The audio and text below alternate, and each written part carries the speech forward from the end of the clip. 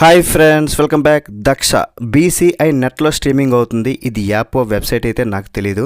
Telugu movie ఇది. యాక్చువల్గా ఇది 2023లో రిలీజ్ అయింది. మరి థియేటర్లో రిలీజ్ అయిందో లేదో కూడా నాకు తెలీదు. ఈ మూవీ గురించి ఇప్పుడు వినడమే కానీ చూడడమే కానీ ఎప్పుడూ తెలీదు. ట్రైలర్ చూస్తేనే ఈ సినిమా చూడబుద్ధి కాలే. బట్ న్యూ టాలెంట్ని ప్రోత్సహిద్దాం, ఎంకరేజ్ చేద్దాం. ఏదో హర్రర్ జోన్రా కదా, ఒకసారి ట్రై చేద్దాం అని దక్షనైతే డౌన్లోడ్ చేశా.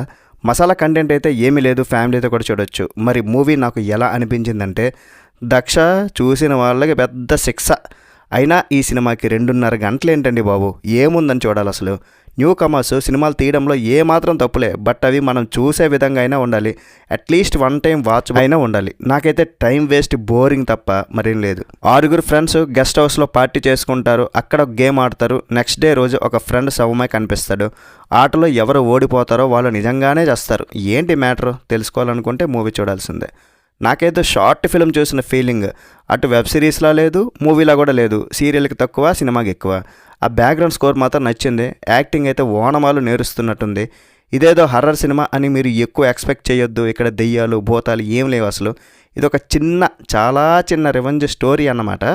బాబోయ్, ఆ క్లైమాక్స్ ట్విస్ట్కి అయితే మైండ్ పోయిందనుకోండి. నిజంగా ఆ ఒక్క మొక్క చెప్పడానికి 2.5 గంటలు ఎలా కూర్చుంటారో చూస్తారా అయ్యా.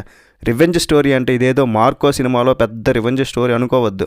ఆ ట్విస్ట్ కూడా అసలు చాలా సిల్లీగా ఇక్కడే చెప్పేయాలనిపించింది. స్పాయిల్ అయిపోద్దని చెప్పలేదు. గేమ్ ఆడితే చేస్తారు, అది తర్వాత సంగతి. సినిమా చూసేవాళ్ళు బతికితే చాలు భయ్యా. మరి ఈ మూవీకి నేను ఇచ్చే రేటింగ్ ఏంటంటే 1.5/5.